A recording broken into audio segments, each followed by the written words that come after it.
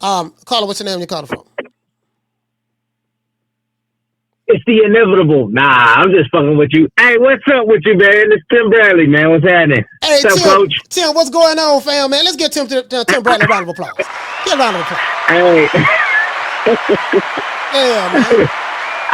I couldn't help it, man. I couldn't help it, man. I couldn't help it, man. To get on, man. What happened?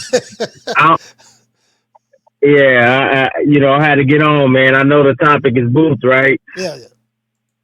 What was your Yeah, assessment? man. What? Okay. Tim, I'm glad you're here. What was your assessment of the fight? Because as I said before, I think a lot of these guys we crown them. I've been saying this consistently on this show. We be crowning these dudes too fast. They the next this, they the next Yep. that, and time will tell Yep. whether they're that or not. Brian Norman Senior was on the show yesterday. What was your assessment of what you saw from Boots? Were you surprised that Karen was able to perform the way he was able to perform against Roy Jones 2.0? No, no. I wasn't surprised. Anybody that has good fundamentals, they can compete with Boots. Boots looked like Boo Boo, man. I'm not gonna lie. He looked like Boo Boo, and part of it had to do, I believe, with his corner. His dad wasn't giving him no real instructions. He was forcing him out there to go knock a guy out, but he wasn't really telling him how. And it created like urgency for Boots, man. Boots was just going in there, just fighting. He wasn't in there like really thinking in there, man. Boxing 101, you don't go and try to knock a guy out, bro. You go in there and you have a plan. You got to have a plan, and you start to execute that game plan. You start filling your guy out. You start seeing, what he's doing. I mean, I'm going to give Karen credit. Karen came different, but if Boots is on that level that we're talking about Crawford and we're talking about, all the greats, we're going to be talking about Boots because that's the way we had him. We had him high up there, right? Right. Yes, sir. He got to be able to figure it out in there, man. Whether they thought Karen was going to run or not, or whatever. You got to always train for the inevitable, man, and you got to do your studying.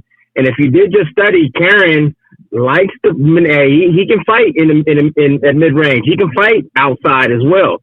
He can use those legs. And he can switch things up. And you can see that he did his homework because he knew Boots' flaws. I've always known Boots had flaws, man. I've always known that. But Karen, again, he was the right guy to expose that, man. But I've always seen, I would always see Boots' flaws, man. He doesn't bring his hands back. He wasn't trained behind the fundamentals, man. He was trained by his athleticism. Guys like Roy is similar. Guys like Teofimo Lopez is similar in a way. Manny Pacquiao, same thing, man. They make a ton of mistakes, but their athleticism, their gifts that God gave them, allows them again to be able to compete at that high level. But you put him in the ring with Marquez, you always saw Pacquiao always struggled against a guy that had really good fundamentals. Right. Roy Jones with Antonio Tarver. Antonio Tarver knows the fundamentals of boxing. Yep.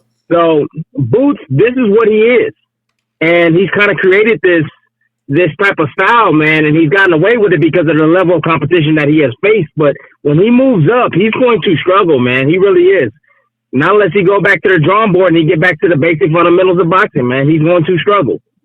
So was it because there was a couple of people that's in the chat that was there, and they said that I had one guy called Jamie from New York. He said that, man, that some of the fans was end up leaving because Boots won the fight, but I don't. Maybe I'm thinking their expectations, like they was expecting a knockout or what. Like I don't. He won the fight. So what? It's just all it is the expectations that you have. I mean, you got high expectations for Boots, right? You look at him because of the eye test, and you see the physical gifts. Just go back to that knockdown when he was able to create that knockdown, man. Yeah. And you'll see the physical gifts there. You'll see the speed, the power. You'll see the accuracy. You'll see both hands working. He going up. He going around and underneath with shots to be able to create that knockdown, man. That was a beautiful sequence right there. And that's what everybody has kind of got used to seeing Boots doing against the level of competition that he's been facing. But again, Karen got skills, man. He's from Ukraine. He's cut from that cloth of like Lomachenko and Usyk and all of them, man. He can fight. And if you go back and you look at his earlier fights, you will know that he's crafty. He's not just a guy in there throwing punches. He's extremely smart. So he was a guy that was able to exploit those weaknesses of freaking Boots, right? Mm-hmm. Boots' footwork is kind of it's iffy, man. It's iffy. You know, he got that wide base. He steps forward. He gets caught in the mud a lot of the times.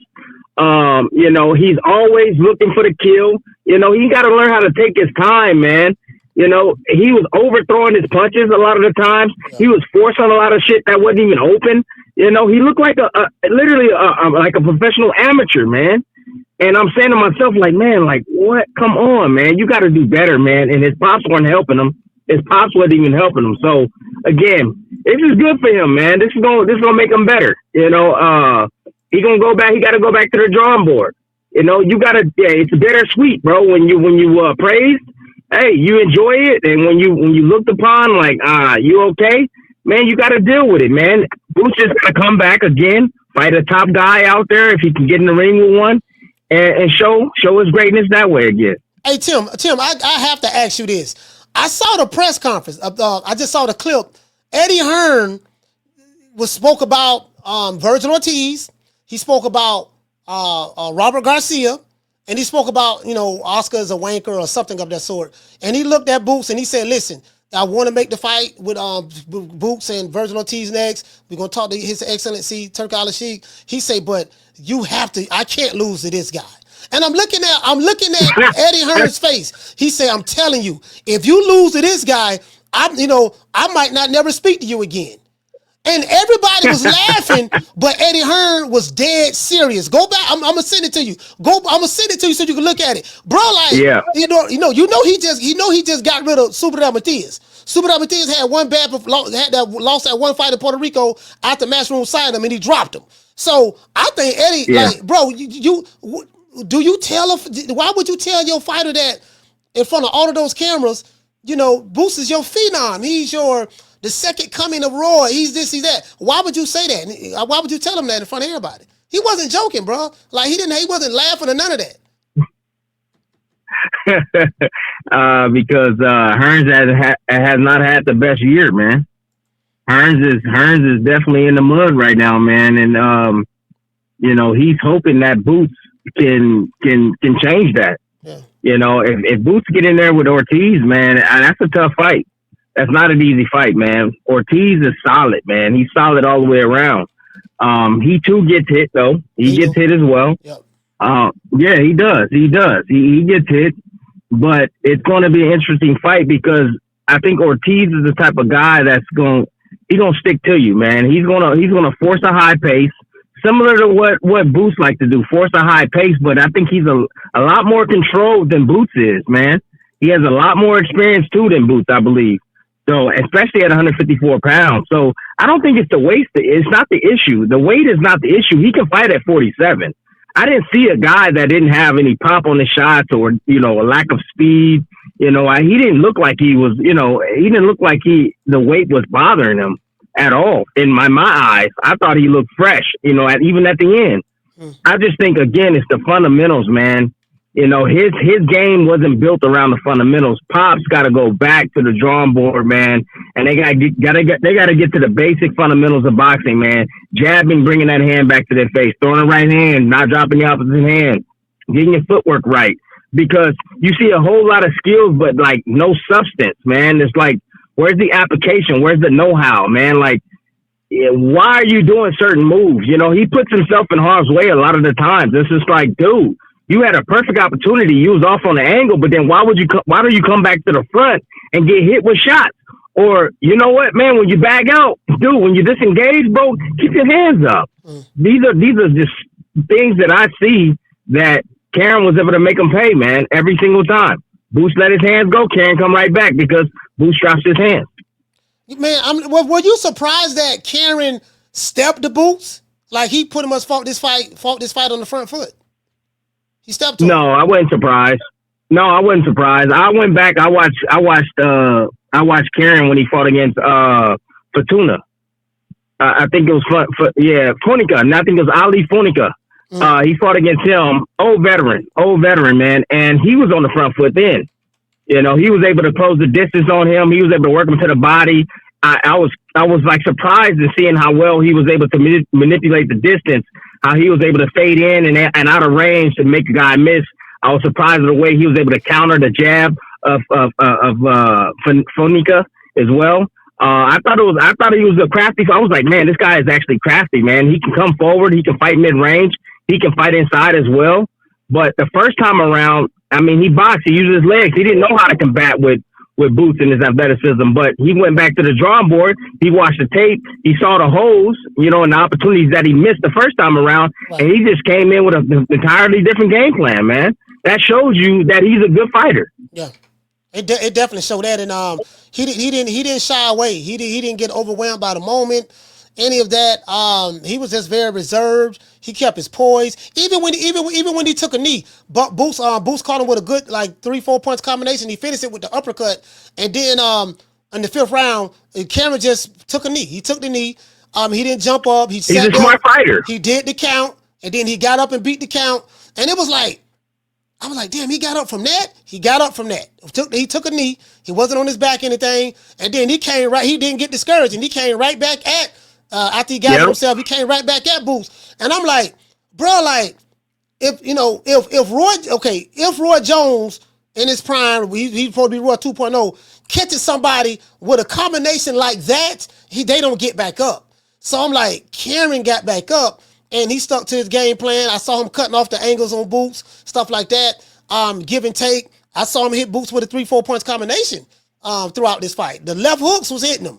Like he got hit with too many left hooks, clean left hooks, and because he dropped that.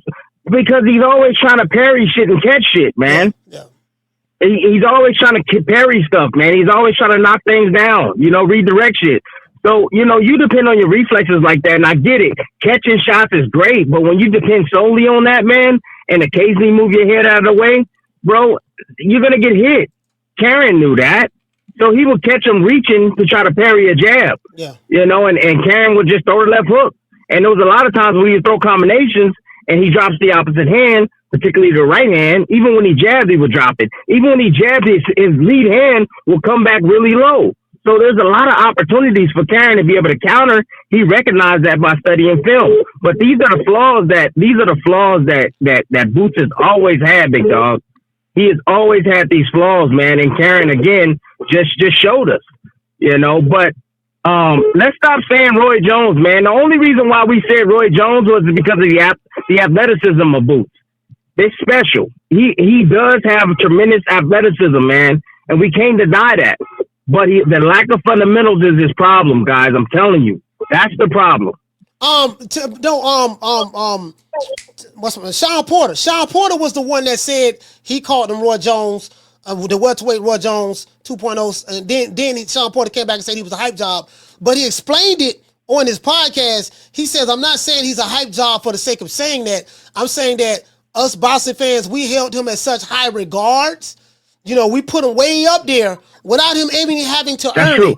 We just put it up there. That's true. He passed the eye test. They had the eye test. He passed the eye test fighting whom? So he passed the eye test. And some people have cataracts. You know what I mean? Some people, they vision ain't that good. And because I'm like, okay, well, you said Sean Porter said that he was Roy Jones. Welterweight Roy Jones, and he passed that. So that same pair of eyes is now saying that he's a hype job. So there's something that, like you said, he's always had these flaws. And once he moved up to 154, those Eastern European, I'm looking at these guys at 154. You got some Eastern European guys up there. Like, these guys are good. Can you explain to me, Tim, for the fans, before you go, these fights that we don't, because you watch a lot of boxing, these fighters who we don't know that's from Eastern Europe, American boxing fans online say these dudes is Euro bombs. Crawford fought some unnamed Eastern European fighters. They was Euro bombs, this and that. Now Boots fought Cameron, an Eastern European fighter. He's going to go up to 154. There's more Eastern European fighters there, like Marjamov, Bahram. There's a couple of more that's there that's in the top 5 or 6 or something of that sort. Can you explain to them how much better these Eastern European fighters have gotten over the years? Well, here I'll just say this, that here in America we have boxing clubs. That's what we have. We have many boxing clubs, and anybody can open a boxing club. But out there, they have boxing schools. Yeah. And you got to have credentials to be able to own or even operate in a boxing school. You gotta be a champion. You gotta be an Olympian. You gotta have some sort of accountability, bro. When you get in those positions over there. So it's different, man. And the way they teach over there is different. The technique is different. You know, the rhythm, the way they throw their punches are different. You know, I remember watching Triple G and the way he threw his hook, you know, coming down on top of the head. Like, it's just different, man. And they're built different as far as their environment, man. We didn't got really soft over here in America. I'm not gonna lie, real soft. You can't even say anything anymore. You know what I mean? Without being canceled. You know, so we didn't became soft over there. It's different. It's different over there. You know, and they built different, bro. And they come from humble beginnings, so they hungry. You know, and they students of the game, and that's the difference. And then they can thump. A lot of them can punch over there, man. They punch really hard. So anybody that Boots get in the ring with, that has decent fundamentals, man, and that can punch, is going to smell. I would say problems for Boots. It's going to create some issues because Boots gets hit cleanly, man. It's not like you know grazing blows. He gets hit clean, bro, on the chin, bro. He got hit clean by Karen on the chin. And you imagine Madrimov landing something clean like that on him? You know, I mean, dude, it's going to be tough, man. Even Virgil Ortiz, you know, Virgil Ortiz can punch. It's going to be challenging for him. So I would advise him and his team, man, to go back, reassess this fight, because that's all you're going to see when you go to 154, if he decides to go to 154. And when it comes, and let me say one more thing before I let you go, Big Don. Go ahead. When it comes to Norman Daddy, you wasn't talking all that head like you was talking after. He was talking so much trash yesterday, like if Norman beat him. Like if Norman was fighting. Are you kidding? You wasn't talking like that. You was saying, oh, well, we only gonna make 800,000 and we only gonna this and all this. And then third, man. And now he talking like he something, right? Like his son did something. Man, if you don't stop it, if you looking like a fool right now, Norman Sr., like a fool. Stop it. You had an opportunity to sign on that dotted line, and your son and you knew that you couldn't mess with Boots, and that's the reason why you didn't want to fight him. The risk was too much, and now you saying you gonna knock him out? You saying you gonna knock Boots out? He said, man, come on. He said Boots is food. He said he gonna knock him out. He said Boots food. Bro, yeah, I'm dropping it. Yeah. He wasn't saying that. He wasn't saying that at first. He wasn't saying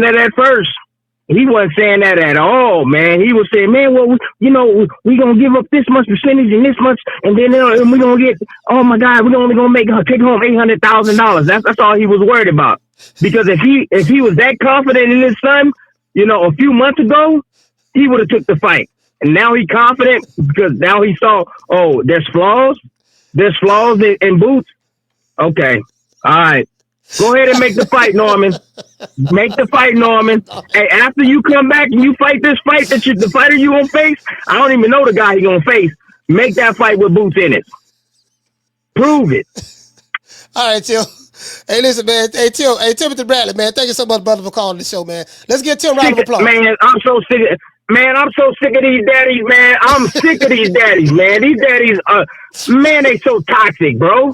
They are so toxic for the sport. Why you sick of the daddies though? Like, what? Man, you didn't hear that, man. Dude, he called his son, a 23-year-old, 24. He called him a kid. Like a kid, bro. Are you kidding me? That's a grown ass man. I mean, 24. See, that's the thinking that's the problem I have with these dads. They still looking at their kids like they 10 years old. They don't allow them to grow and be a man and speak for themselves. I speak for my son. Dude, let your son speak for himself, bruh. And last time I checked, he got a manager. Why don't you have his manager speak? We don't want to hear from you, the coach. The coach trying to be bigger than the son. See, and that's the problem I have with these dads, man. That's what I have a problem with. Even coaches trying to be bigger than the fighter. You're not bigger than the fighter, man. The fighter is the one in there putting his life on the line. The fighter is the one in there, paying everybody. So when you try to be bigger than the fighter and you make all this noise and hoorah, hoorah, look at me, look at me, look at me, look at my son, bro. I have a problem with that, man. You don't see Lomachenko's dad anywhere. I think the dude a ghost. I don't even think he exists. I ain't never seen the dude. You know, like the dude don't talk. He don't say. So there's certain guys in the game that understand it, man. But there's a lot of guys that just woof too much. My gosh, even that what's that boy name? Even that other daddy that you had on the show the other time you went squared off with. Oh, you talking about Mama Holyfield? I just called him that. I just called him that. No, I can't stand him either. I can't stand him either, man. Too much. Swear that his son is God gifts to earth. His son is a ticking time bomb too. Ticking, tick. He gonna get knocked out too. I'm telling you, he gonna get flattened. Sleep, comatose, night, dead. I'm telling you, he gonna get knocked out. Promise you. You know, who else, daddy? There's more. Haney's daddy. I thought he was cool at first, but he just went off the rails. His dad was cool at first, man. Was cool, and then just went off the rails, man, ever since Haney lost. These dudes need to chill the hell out, man. Sit down. I'm annoyed by it, man. I told you, you know what? I got a whole lot of stuff, a whole lot of trash talk, or a whole lot of people didn't like me when I said a few years ago that I don't like daddies in the corners. I don't like daddies training their guys, training their sons. I don't like it. You know, people gave me all kind of mess, called me all kind of names and this and that. And now I'm seeing in the comment section, everybody that was saying that I was a fool for saying that, for generalizing all the dads in the sport, which I shouldn't generalize. You should never generalize. But I'm just saying, most of these damn dads that are in these guys' corners, they so damn annoying, man. They're toxic for their sons. They're the ones that ruin their son's career. Yeah, I don't think you generalize. I think you're talking about the dads who do too much. Like Abdullah Mason's father, Valiant. You know, don't about it. You don't hear him say a word. Love him. Love him. Papachenko, you don't hear him say nothing. There's a couple that really don't say much. You know what I mean? But yeah, the and I respect that, and they allow their kids to grow, man. I respect that, and they allow their sons to grow. Hell, listen, you know, and they allow their sons to have the control of their careers. Mama Holyfield, his son, 21, 22, he's not even allowed to have a cell phone. He's not allowed to be on social media, and they live together. He's very controlling. That's ridiculous. And this kid is 22 years old. And I'm like, you know, that's ridiculous. His frontal cortex hasn't developed yet. So, your frontal cortex don't develop until you're 25. Just imagine you being 22 years old, living with your daddy, and you're not allowed to have a cell phone to be on social media. That's a trip. Man, I left my dad's house at 19 years old. I looked at my dad and my mom and I said, I ain't never coming back. They said, all right, son, well, you're always welcome, Mom and Dad. I'm never coming back. I said, if I'm struggling on the street and I'm homeless, I said, I'm never coming back, period. I'm going to be my own man. I'm going to stand on my own 2 feet. You know, that's what these boys need to understand. These young men need to understand. You know, you got to pull away from daddy, man. You got to pull away from that. You got to be your own man sooner than later. You know, a lot of these guys, they have big issues, man. And then again, when money starts to get involved, it just makes things even more complicated for these kids, because it's hard to separate the love that you have for your father and then the money, and then they're going to ask for things and and then you're going to realize, like, damn, I'm just an ATM to you. Yeah. Why I'm just an ATM. Every time you always asking me for money. Then it caused even more issues. Look at what Shane and his father, Roy and his father, man, you know, like, they had ups and they had downs, bro. Ups and downs. And that's the reason why I'm like, hey, bring somebody else in. And I'm going to say it right now for Boots. Boots, bring somebody else in to help you out, you and your father out. I'm not saying you got to get rid of your father, but bring another set of eyes in, man, that know the sport, that know the game, that can help Boots, because obviously, you've been training them the same way every time, and obviously it's not working. It's not. And it's not going to work at the highest level. I'm telling y'all, people, if Boots don't fix those holes in his game, if he don't fix those defensive holes, he going to get knocked out. He is. Man, Tim, man, thank you for calling the show, brother. I really appreciate you. Oh, bro. Hey, all love to everybody in the chat. Whether you love me or hate me, I appreciate you. I'm going to always keep it 100 with y'all, man. Y'all already know. But, hey, love you. Thanks for having me on the show, Coach. I'm gone. That's my time. Man, I'm out of here, bro. Let's go. Man, I'm out of here, bro. Let's go.